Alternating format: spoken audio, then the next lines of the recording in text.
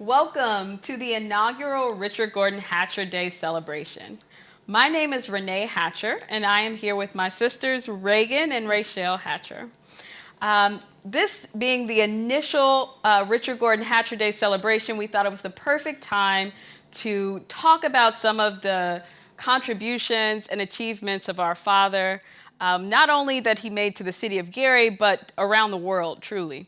And so we'll be talking throughout this piece about some of his accomplishments, about some of the programs he implemented here in the city of Gary, about some of the organizing he did around the country, specifically around Black politics.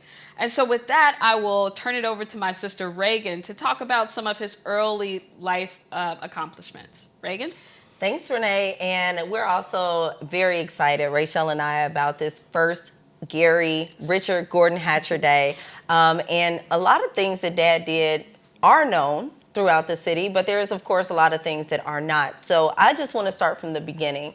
When Dad graduated from law school at Valpo in 1960, he came to Gary in 1961. He initially lived in the Marshalltown section of Gary, which is the house still stands today, and he worked for a local attorney's office as a freshman attorney. Two of his major cases there was one, a man, an African-American man, was assaulted and beat pretty senselessly in Miller Beach at Marquette Park. And he represented him in a civil rights action and won. At that time, of course, African Americans were not allowed to be or live in the Miller area. And the second one was a school teacher that was denied employment in Hammond because she was an African American. And that was another case that he won. So his whole, from the beginning of his career, was really an effort to not only practice law or civil rights law, but to help people who didn't have a voice at that time. And so I mentioned that he lived in Marshalltown. Marshalltown is still considered part of the Midtown area of Gary. In 1963, he ran for city council to represent that area. I think at that time it was still the 4th district as it is today, and he won. And as a council person, his first year, he became the president of the council, and also he introduced legislation or ordinance on the city council to allow African Americans to live anywhere within the city of Gary. At that time, African Americans were boxed into the Midtown area. They could not live in Glen Park or Miller or Horseman district. They were really stuck in that Midtown district of Gary. And so that was one of his major accomplishments while he was on the Gary City Council. Yeah, and I think on the council, he was the most freshman council member to ever be elected president of the council. Yeah. And with those cases that he worked on, you just talked about, that certainly wasn't the beginning of his activism. When he was in high school, living in Michigan City, Indiana, he worked in a restaurant in the kitchen for some time, and he discovered that the restaurant did not serve blacks. And when he did, he quit his job and organized a sit-in. Got as many people as he could together. They sat in and protested that. So he had been at it for some time. He started early. Yeah. And eventually the restaurant agreed to actually, obviously, serve blacks. After he quit his job, after organizing all the sit-ins, I think the owner calls him a few times and tries to get him to stop. And eventually they actually allow, black folks to come in to sit down to have a meal. And then Dad talks about not necessarily being able to have the money to go buy a burger down at the restaurant that he worked at for so long. But, he was definitely involved since high school, certainly. He also has a history of activism when he was down in Bloomington for college. He did the same thing, in which he was trying to organize sit-ins to allow for some of the restaurants down in Bloomington also to serve black folks, to serve black students, and he was successful there too. So, these early signs of activism certainly were part of his life even then. Yes. And then the other thing I also think about too, and thinking about some of these early years for him, was an organization that he helped co-found here with a number of other folks. which was called Migwithania, right? Which really was kind of his institutional activism here in the city of Gary.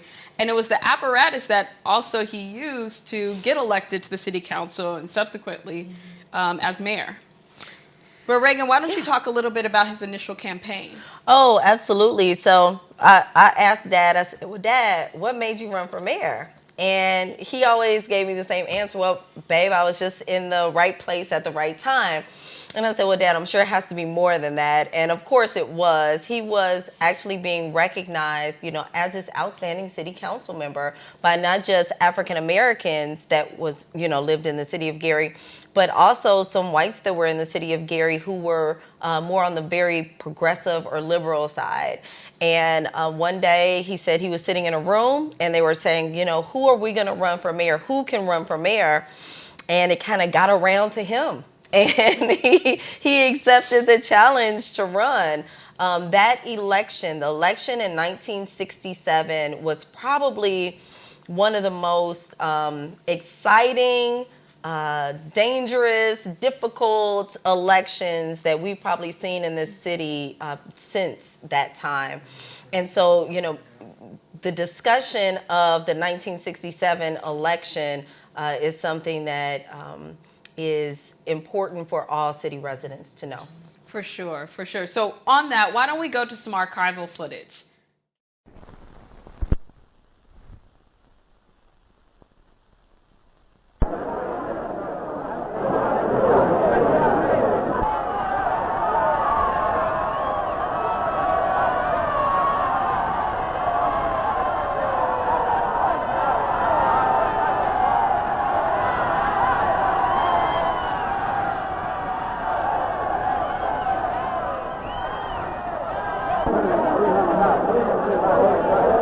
This has been one of the most significant campaigns in the history of our city. It marks the end of years of corrupt machine control of the city's government. This is indeed a great day for the city of Gary. Let me say this to you, that it seems to me that if we spoil that victory,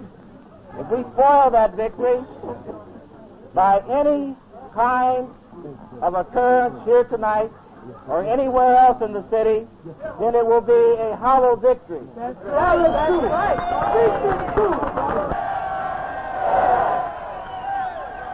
We have won a great victory.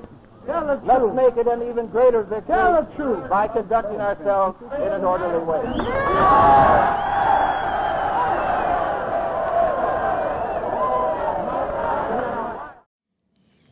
Back. So again, my name is Renee Hatcher, and it was so wonderful to see that footage of my father in his first campaign. And really it was historical, not only in that he became the first African-American mayor of a major U.S. city, but what he overcame and what his campaign and his supporters overcame in that election is quite remarkable. So he was up against the political machine here in Lake County, up against an incumbent, Mayor Katz. And not only did he have to, as a newcomer, as someone who was on the city council, but certainly new to a position like the mayoral position, he had to overcome quite a bit to actually get across the finish line. Why don't we talk a little bit about that?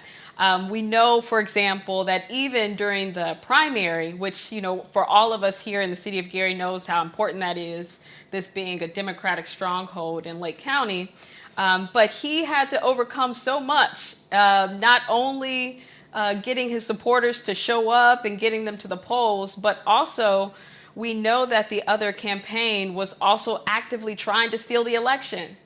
So Reagan, can you talk a little bit about that? Yeah, absolutely, Renee. I think one of the interesting parts of the people who actually had to come out and vote for Dad, most of the people in that Midtown area, the lower income, especially African American people who did have jobs, worked for the city. They were the secretaries and the garbage men and the people who were basically working under that incumbent administration with Mayor Katz. And so even though I remember Dad talking so much about how scared people were to let others know that they were supporting him because they were scared to lose their jobs. And even if they weren't working for the city, those jobs that had white owners that were against him, yeah, I'm sure it was just a terrifying time for a lot of families in Gary. Well, and it was a dangerous time for him. I mean, as we know, there was an attempt on his life at one point. Yeah. He was going into his home and someone drove by and shot at him. Luckily, it didn't hit him. There was another time when what he described as, a known, I guess, a gangster in town or something like that. Somebody people were afraid of. He came and forced him into his car and drove him to some area of Gary that even Dad hadn't seen yet, and tried to pay him off to drop out of the campaign. Yeah. And of course he refused. And Dad always said that person, he was African American, and it was his own pride of seeing Dad turn down this money that made him decide to let him out of the car without hurting him. Oh, thank goodness. So danger all around. Yeah, and so one of the other really interesting parts of the campaign, after he won the primary, the Lake County Democratic Party refused to support him. At that time, the Democratic Party in Lake County was predominantly white, of course, and did not want to have an African American mayor in Lake County. And they were so upset. They went so far as to support the Republican candidate in November. The Democratic Party in Lake County supported the Republican candidate in November in an effort to make sure Dad didn't win. Yeah, and one of the reasons why that's interesting, because we know here, typically if you win the primary, that's it. That's it, Yeah. right? You don't have to campaign much in the general election. And what had happened up until that point, Dad used like very grassroots techniques in terms of fundraising his initial campaign. Right. And so once they got through the primary, his campaign was all but broke. Yes. And he was counting on the money from the Lake County Democratic Party to fund his, campaign through the general election. Sure. And they withdrew support completely. Yeah. So you can only imagine. I mean, really, when we think about it, it hadn't been done before. He really was certainly a person who thought that anything was possible. It didn't matter what the odds were. And you can imagine all he had to overcome, right, just to be able to succeed in that election. And so ultimately what he ends up doing is really making it a national campaign, right? His campaign put full-page ads in the New York Times and got the attention of some very big national politicians. I remember Teddy Kennedy and a few of the Kennedys actually started to throw campaign fundraisers for him in New York and D.C. And so also we just see a lot of black entertainers, for example, now also supporting him. But the one story that he always told about his supporters was receiving a letter in the mail from a woman somewhere in the South, I believe. And the letter essentially says something to the effect of, I'm on food stamps, but you need this more than I do. When? Yeah. And it was a couple of, I think, nickels that were wrapped up in this letter that he had. And he talked about how that touched him so much and also, gave him energy, right? Like reinvigorated, like his determination really to win. I think what's really interesting, too, is that it seems like all the pushback from the Democratic Party, from the people in Gary that didn't want to see a black mayor win is really what put Dad on this national stage and gave him that national recognition. No, that's very true. And that story you just told, Renee, that's one of my favorite stories. I mean, if there's anything we can say about Dad, it's that he never gave up hope. No. No matter how bad things looked or how overwhelming it seemed like you couldn't overcome something, he always had hope, and he knew if you kept pressing and pressing and not giving up, you'd get there eventually. Yeah. Well, I think we have some footage of the 1967 election after they won. And so why don't we take a look at that? Let's cut to the archival footage. Richard Gordon Hatcher was inaugurated mayor of Gary in 1968 and served until 1987. During his tenure, he became internationally known as a fervent and prolific civil rights spokesman. Hatcher was known for developing innovative approaches to urban problems and for being a spokesman along with civil rights greats like Martin Luther King Jr., Robert F. Kennedy, and Jesse Jackson. On April 5, 1968, he addressed President Lyndon B. Johnson along with a contingent of politicians and civil rights leaders in the wake of the assassination of Dr. King. And we're back. So, we've talked a little bit about my father's early accomplishments and his inaugural election as mayor of the city of Gary. You know, a historic election. He was elected the first Black mayor of a major U.S. city in the United States. And I want to talk a little bit about his accomplishments as mayor and some of his priorities while he was in office. One of the things that I don't know that people, if you weren't here in the city of Gary at that time, so many people moved to the city of Gary in part because of his election. It was a really exciting time in Gary. And in large part, his programs, his priorities were really aimed at improving the lives of Black and poor people here in the city of Gary. And so continuing some of the work that he did as a city councilman and desegregating Gary, one of the first things that he did when he got elected was to build some additional affordable housing, specifically for seniors. And then in addition to that, a lot of his time, especially in his first and second terms as mayor, he really focused in on investing in a lot of the public institutions and goods here in the city of Gary. So I mentioned affordable housing and senior housing. He also received and often would get dollars from the U.S. Housing and Urban Development Department, HUD, to build things like the Genesis Center that's still here in the city of Gary. Ultimately, to build things like Hudson Campbell, for example. And so he was really focused on creating institutions and creating public goods, really, for the citizens of Gary to enjoy. The other big thing that I think is important that we recognize, too, is that, it was also an exciting time in part because Black folks in the city of Gary finally had access to well-paying jobs at the city.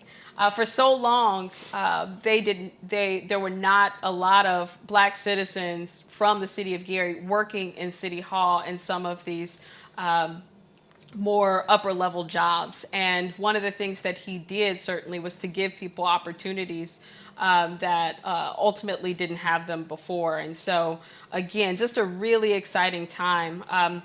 And then finally, one of the things I'll mention as we kind of get into some of the early years of his administration was some of the national organizing that he was doing at that time. Certainly, he co-founded, for example, the Conference of Black Mayors, really as, a small trickle of Black mayors began to get elected across the country, people like Carl Stokes, people who ultimately were still at the forefront of being elected in their own cities. He started to organize amongst the Black mayors that existed to go to Washington to get resources for their cities, really to talk about issues and to talk about a national Black agenda. And I think that's the perfect cut into the 1972 Black Political Convention. Yeah, the 1972 convention was a big part of Dad's first term as mayor. There was Charles Diggs himself and Amiri Baraka were the organizers, and they brought all of these young Black minds into the city of Gary to encourage them to go back home and run for office. At that time, the two major cities that had Black mayors was Gary and Cleveland, but there were some smaller cities or towns in rural southern areas that had Black mayors. And so they came up, people came as far as California, Michigan, all over the country to attend the first National Black Political Convention that was right here in Gary, Indiana at Westside High School. And from there, they took those ideas, went back to their hometowns and ran for office, and that's when the explosion of Black elected officials really started across the country. There were not only black representatives there from just normal organizations, but there were the black nationalists there who had different ideas, and they all came together and came up with this plan that came out of the 1972 convention. So really interesting, really historical, and it happened right here in Gary, Indiana. Yeah, and Reagan, the theme of that convention was unity without uniformity, Okay. right? And so it recognizes that there was a whole spectrum of ideas and political ideas, but that black folks needed to come together to really think about a concerted strategy and agenda to push forward. And one of the other things, you can imagine, it had to be in a really excited time. We were at the precipice of the Black Power movement. We had, more and more black elected officials. We had, at least at that point, the creation of the Congressional Black Caucus. But with everything that was going on, one of the questions that they came into that convention to confront is to whether or not they should start a black independent political party.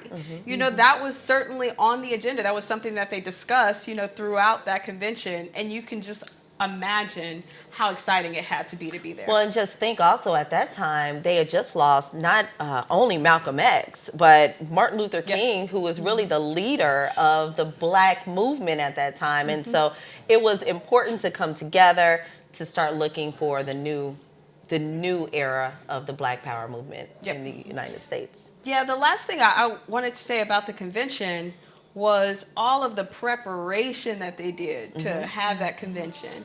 In addition to establish black leadership, as you mentioned, what they did was they spent a year electing delegates in each black community around the country, really to come to Gary. So it was a really democratic process, and you can only imagine how long it had to take to do it that way and have folks in whatever community actually decide who was going to speak for them at the National Black Political I wish we could have been there.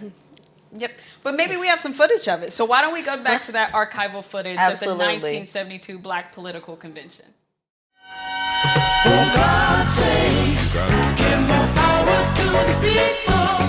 I remember that it was a lot of people at Westside. Westside High School in Gary, Indiana was the hub of the black universe in May of 1972.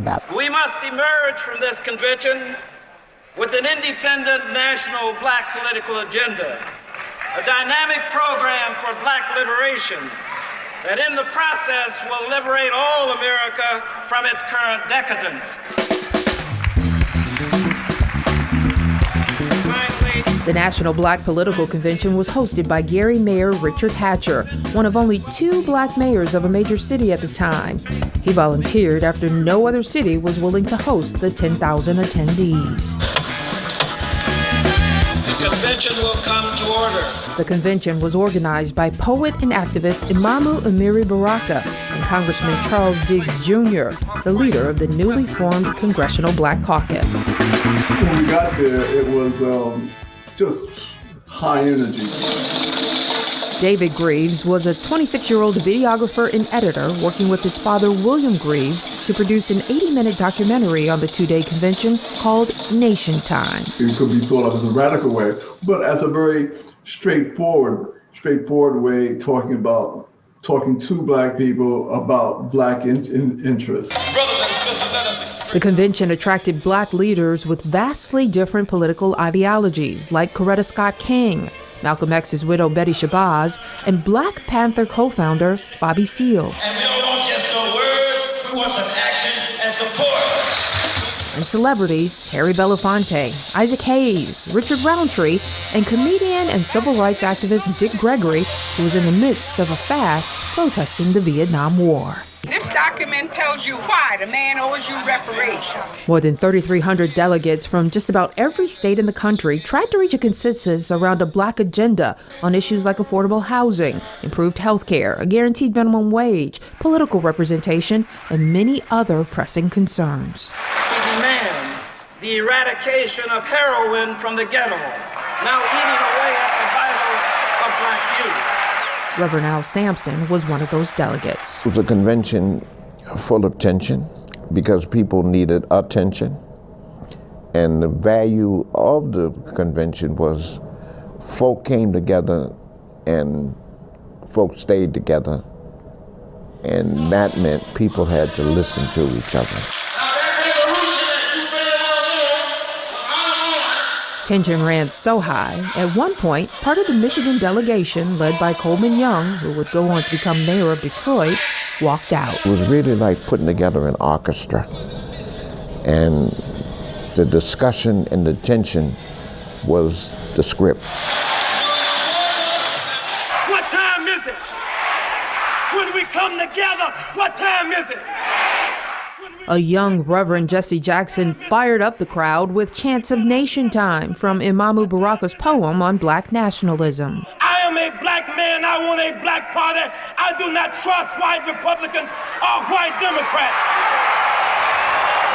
Northeastern Illinois University political science professor Bob Starks. Black nationalism does not espouse black supremacy. It just simply says we want to be free, we want to control our community.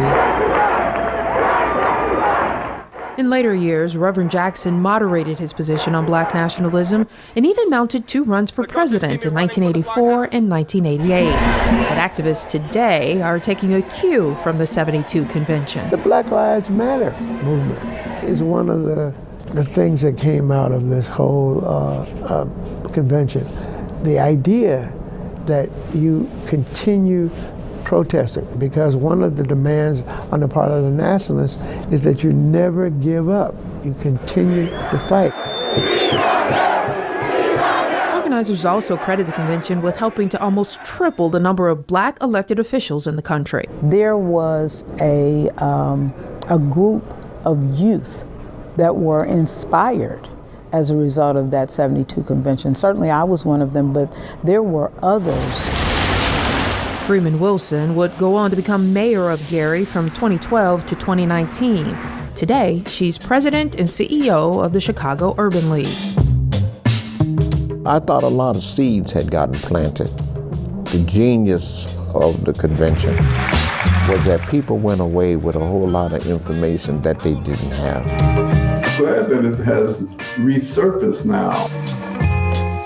The film Nation Time, once considered too militant to be released, was recently uncovered in a Philadelphia warehouse, digitized and re-released in the midst of yet another highly charged political environment. Every time I ask people, have they heard of the Black National Convention, they never heard of it.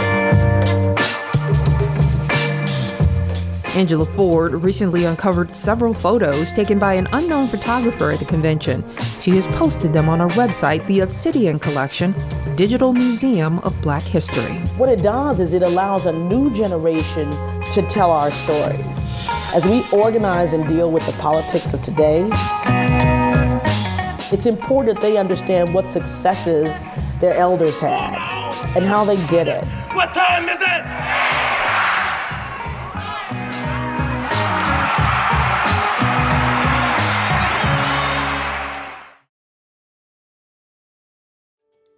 To many, Gary is a city of steel. Through good times and tough times, some will always see her that way. For many of the people in Gary, Richard G. Hatcher will always be known as mayor. Through good times and tough times, some will always see him that way. And why not? His has been a life of service to the people of this community. Born Richard Gordon Hatcher in Michigan City, Indiana, this native son would rise to prominence in a manner that neither he nor his family could have foreseen. He was the youngest of 13 children. His father, Carlton, worked for Pullman Standard, manufacturing railroad cars, and his mother, Catherine, was a factory worker. As a Depression-era birth, his obstacles were many, the least of which were his working-class roots, modest resources, and blindness in one eye. In high school, he excelled at track and field and football.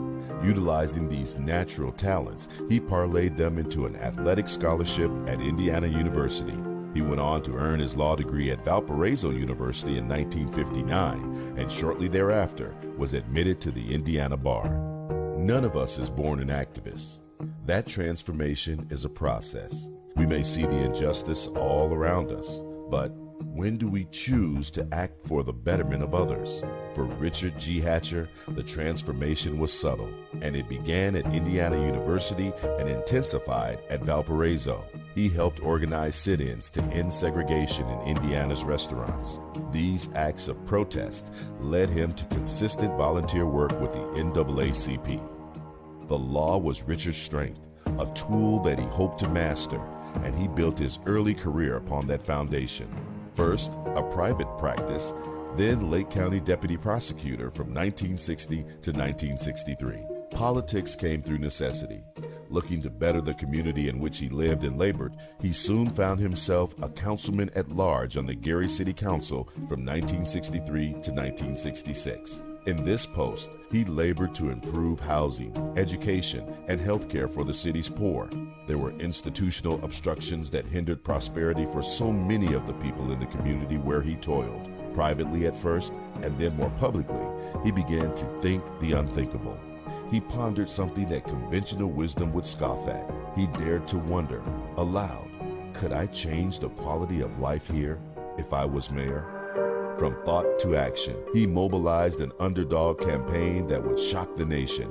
In 1967, a decade plus before Harold Washington would pull off a similar shocker, Richard G. Hatcher did the improbable. He went up against incumbent A. Martin Katz and defeated him in the primary. The general election, he won with 95% of the black vote. He would later joke, "I don't know how I lost the other 5%. At his swearing in as mayor in January of 1968, Richard said, "Gary is a rising sun. Together we shall beat away. Together we shall turn darkness into light, despair into hope, and promise into progress. For God's sake, for Gary's sake, let's get ourselves together." I can't name all of the people who worked so hard from that first campaign and really challenged the existing structure in Gary, and which was segregated, which basically was oriented to helping those who had a lot and not helping those who didn't have much. For many of the young blacks in the city, my being elected, it was an inspiration on election night.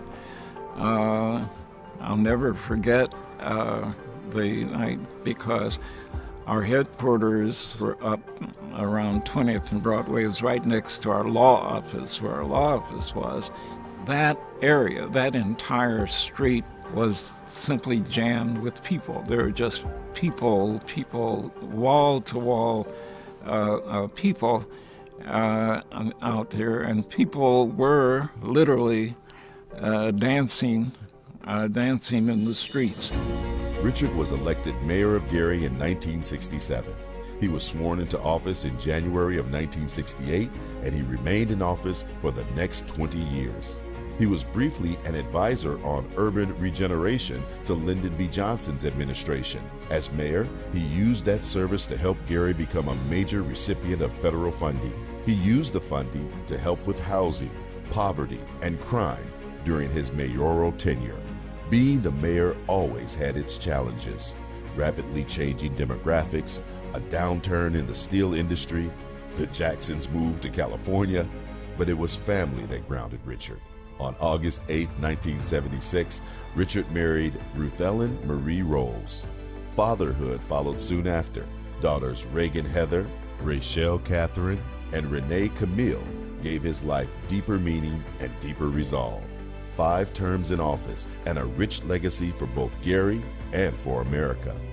Well, I think that, again, if there's anything that I would want to be remembered for, would not be the fact that I am a Negro as such. I would like for it to be known that I was the very best mayor that the city of Gary has ever had, and that I was able to be the kind of mayor who was concerned about the problems of all the people in the city of Gary, no matter where they might live. I'm so grateful to the people of Gary, and so grateful to those wonderful people who had the courage at the beginning to support me and were willing to support me for mayor. And now, 50 years later, we are celebrating the anniversary of that election. There were other undertakings: organizer of the 1972 Black Political Convention, law professor, presidential campaign advisor, icon for Black empowerment. Too many, in fact, to do justice here. Richard Gordon Hatcher. For a generation and counting, he will always be mayor.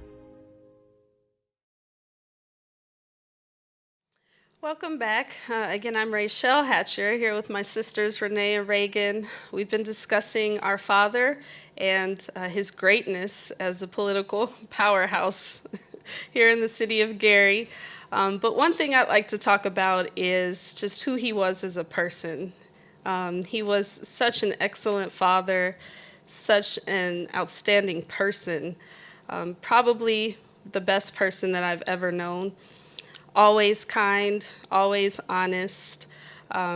He was full of patience, and our family life was really beautiful growing up. Our parents got married in 1976. They were together till the day he passed away in 2019.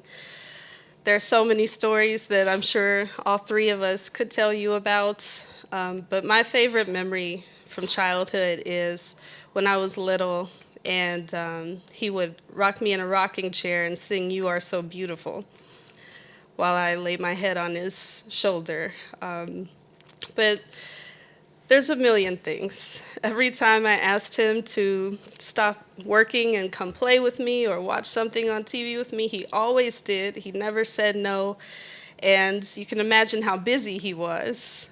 He always found time to spend with us. And even though he was busy doing so many things, it never felt that way. It always felt like every minute he was right there with us. Yeah, for sure. And there is just so much. I mean, I think about, it's quite remarkable how busy he had to be, and the fact that he always, it never felt like he ever was too busy for us. But one of the things I always remember is when he would come home from a trip or from DC or wherever he was, the first thing we would do is run down the hallway and jump on him and clobber him almost. And I remember looking forward to that so much when he would come through the door and he was, back from a trip, and he would always think to bring something back. I remember little things that he picked up for us or just as presents or gifts. But don't really recall him being away that much, even though he had to be, because he was always so present when he was at home. Yeah. And, we'd be remiss if we didn't talk about Mom a little bit. I mean, Mom was like the rock of the family the whole time. Sure. And, when we were born while Dad was mayor. And so, just think about how busy he was. And not just mayor, but, I mean, his efforts. He was in South Africa. He was part of the group that got Nelson Mandela released from jail. And I mean, he was just doing all kinds of things in Washington so often, especially when Jimmy Carter was the president. And Mom just held it down, while he was gone. And we never felt like we didn't have anybody around. She was always there running us. We all know how to play the piano. We all know to ballet and dance and all kind of instruments. And I remember waking up to her singing my name every morning. Oh yes, sometimes she has it was a lovely wonderful. voice. Yes, she does. But I mean, when I thought, we're not all lawyers because Dad was a lawyer and he made us be lawyers. We're all lawyers because we saw what he was able to do, and in our own way, we've kind of gone after that. I mean, I'm an elected official. Rachel is a public defender, and so she's certainly on the side of helping people. And Renee has just been so involved in civil rights in Chicago that it's just, we all took different paths, but I think we're all doing things that I know he would be proud, but to kind of further his legacy, just as this awesome fighter of not just civil rights for the people in Gary, but for our people everywhere. Yeah.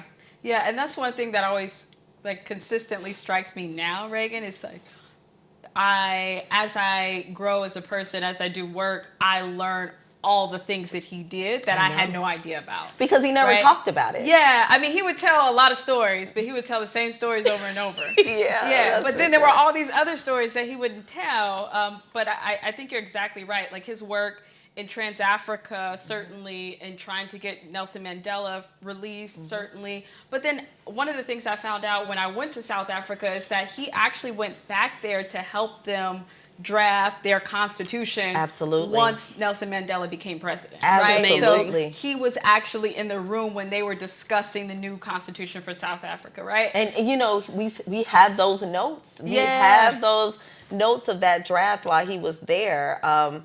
There are so many things, and I think that you know, I am an elected official, and I think, you know, being an elected official after Dad and seeing what he was able to do, it always makes me want to try to do more, because I saw how successful he was, and he had tons of obstacles in front of him. For sure. But as I said before, I just feel like we've all come behind him in that path, and of course with Mom's constant encouragement and love and you know, just that care that she had for the three of us growing up. You know, we've just been so blessed. For sure. And the way I like to think about the way he did his work is that he wasn't so much of a politician as he was a political leader, right? And specifically a Black political leader. And so I love to continue to learn about his contributions and the way he organized in every space that he entered. It wasn't just about, you know, getting the glory or being reelected. It was very much about how can we strategize? How can we move to make things better, specifically for Black people and poor people, but then more broadly, like for everyone, right? And so, I'll just, before we end, I just want to, and I can't remember the story exactly, but do you remember he told us that one of his political friends said, "Oh, you don't have any boys," or "Oh, yeah." You remember that story? And he just looked at him and like, that was never an obstacle. He never saw us being female in a political world or in the business world or in any world as being an obstacle. Well, I think his response was, girls will do what boys do, just better. Just better. I think it was actually a reporter who asked him that. Like, and it was when I was born, because I guess they were hoping that I was going to be the boy that he never had. And little did they know, but when I actually arrived, you know, they asked him that, he said exactly, like, girls will be, by the time she's grown up, girls will be able to do everything boys can, only better. Yeah. Right. And I remember when I was running for something, it was probably the first time I ran for state rep, and somebody said something to him like, well, what about the kids? How is she going to be able to go down to Indianapolis and take care of the kids? And he said, just like every other legislator goes down to Indianapolis and takes care of the kids, just how all the other male ones do. So, I mean, he was just the most progressive, especially for the time that he was born and he lived in. For him to be so progressive about women and what women could do, he was just amazing. Yeah. He was exceptional, and he connected with everybody in the room. Just such a normal, nice, humble person. Yeah, for sure. Yeah, I think we've hopefully shared all of our good memories with you today. Hopefully you have a little bit of a better understanding of who he is and why this day is so important. And we just want to thank you for joining us here today, and hope that you will continue to celebrate Mayor Richard Gordon Hatcher Day every October from here on out. Well, I came from Memphis, Tennessee, and I was looking for where I could start a business. I named it E. Flowers and Sons Electric. After Mayor Hatcher got the seat, things leveled off. It got better.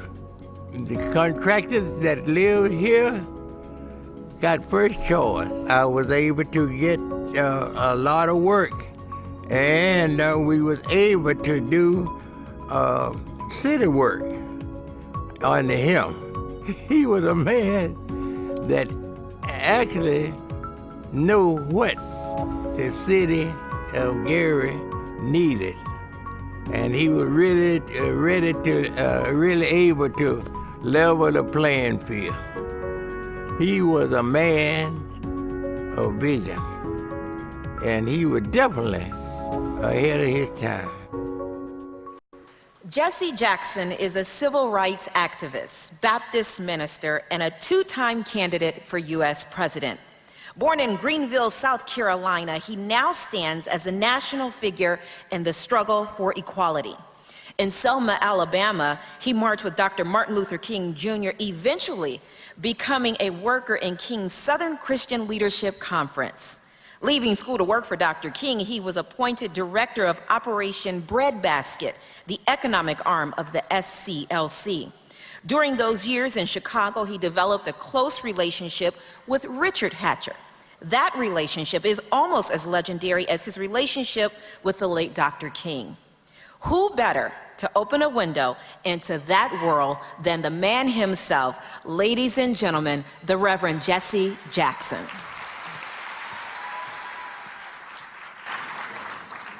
We give praise and honor to God tonight, allowing us to gather here 50 years later. I want to ask all the ministers, please stand. Give the ministers a hand, won't you please? All ministers, please stand.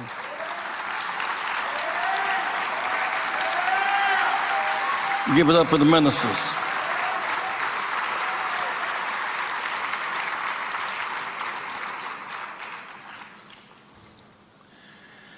It's not just the speed of Mayor Hatcher, but the obstacles he overcame. It was not a track meet, it was an obstacle course, many courses. We came here in 1619. For 246 years, humanity was legally unaccepted. We got the right to vote in 1870, 5 years after the 13th Amendment. Taken back 10 years later. The Voting Rights Act was regained in 1965. Vance was the first African-American mayor in American history, not just Gary. He was the first African-American mayor in American history.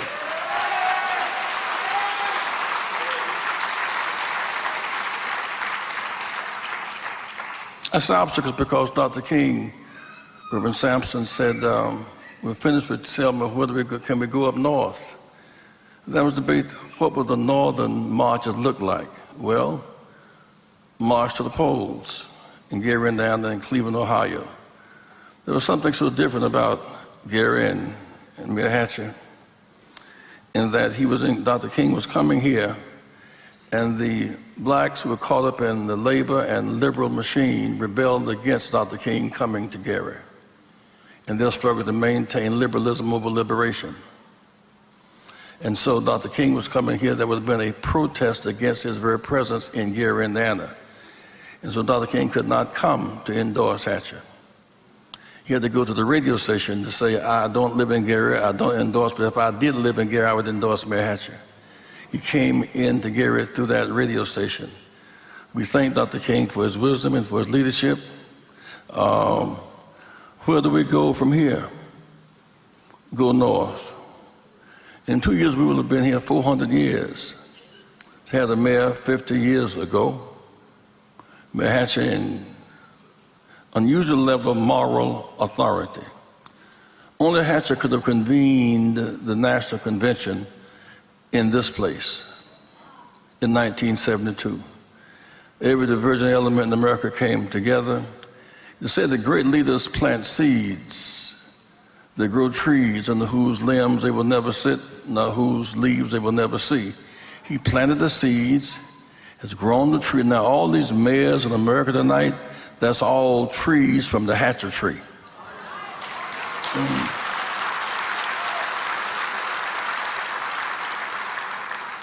Mayor Richard Gordon Hatcher. There should be 2 statues built for him, one in Gary and one in Merrillville.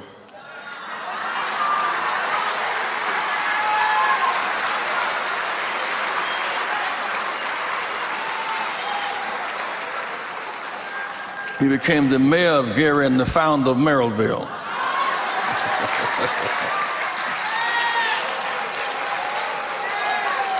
Put your hand together, that make y'all get the point, right?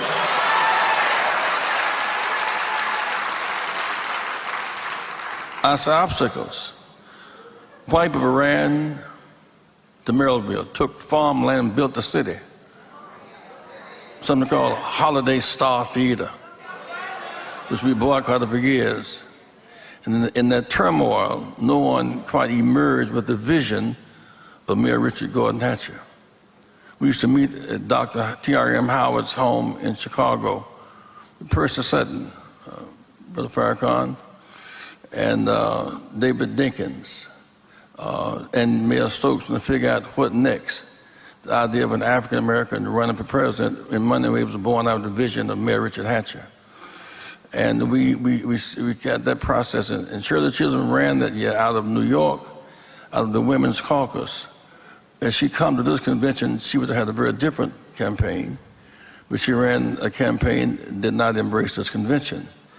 And this convention was a launching pad for a whole new dynamic in American politics. My heart's heavy tonight. I wish Lou Drinker was here.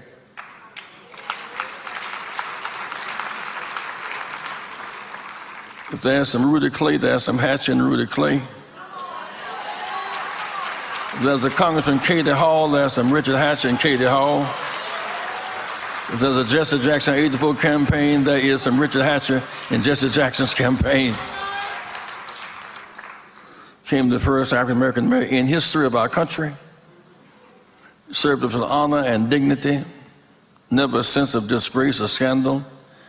They gave me the awful assignment one hot Sunday afternoon, August 6, 1976, was it 72? Had to go down to Boonville, Missouri. Marry him and Ruth, it was 100 degrees down there. We drove, it seemed like all little 2-lane highways between Gary and Boonville, Missouri. And there I had the honor to marry him and Ruth, and they still married. I did a good job. As Trump would say, I give myself a 10.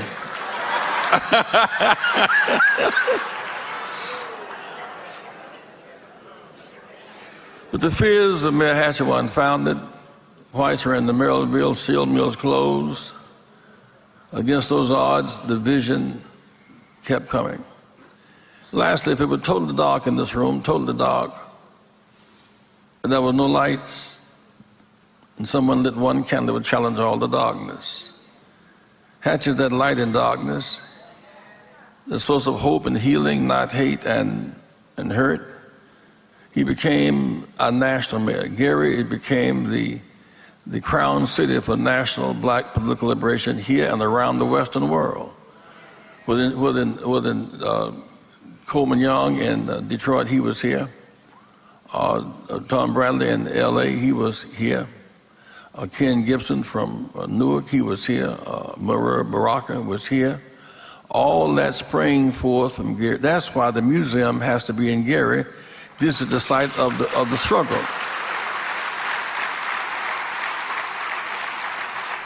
I'm Mark Mayoral, president of the National Urban League, and tonight I join you in paying tribute to a great American, a political legend, a 20th century hero, Richard Gordon Hatcher.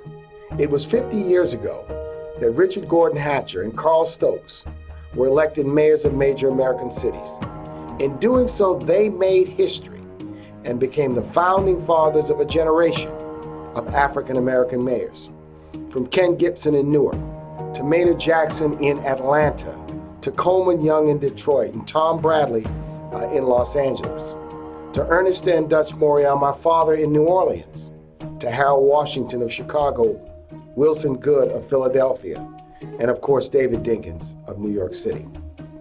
But it was Richard Gordon Hatcher who not only was a political legend, but who became a force in American politics as chairman of the board of Trans-Africa, as chairman of the board of the PUSH Coalition. Richard Gordon Hatcher demonstrated how to bring the principles of equity and fairness to municipal leadership in America. I pay tribute to him, to his family, to his legacy, to his incredible lifetime work of fighting for the underdog, for trying to lift up the weak, the disadvantaged, and the dispossessed. Mr. Mayor, we owe you much. We care for you, we love you, and we respect you. Thank you for being a role model. Thank you for opening the doors. Thank you for making a difference. Have a great evening, and once again, congratulations to you, your wonderful family, and the people of the city of Gary, Indiana. Hello, I'm Congresswoman Maxine Waters, and I would like to take a moment to recognize my dear friend, Mayor Richard Hatcher, who is celebrating a historic milestone this evening. Mr. Mayor, my friend, I regret so much not being able to be there with you in Gary, but I want to let you know how much you mean to me and to the entire African American community. Throughout your career, you have always been a fearless advocate for equality and justice. And on the 50th anniversary of your election as the first African American mayor of a large American city, I join the entire country in saluting you for all that you have achieved. I will never forget the 1972 National Black Political Convention that you organized in Gary, which brought African American leaders together to address the social and economic issues impacting our community. It was a powerful convention, and it is just one of the many examples of your visionary leadership. You are truly a trailblazer who paved the way for African American leadership in this country. And I want you to know that I love you, I thank you, and I honor you. Thank you so much, Dick. He's the nephew of Reverend Clay Evans and the son of Reverend Ferris D. Evans. Ladies and gentlemen, please welcome Ferris Evans Jr. and Saints with a Vision.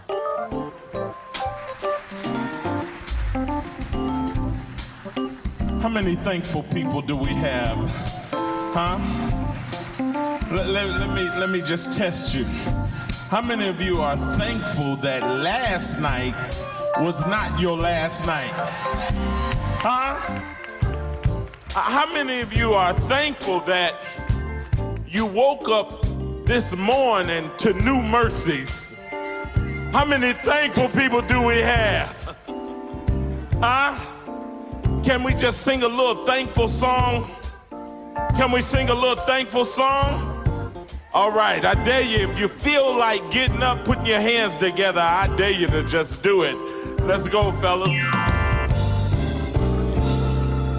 If I never live another day,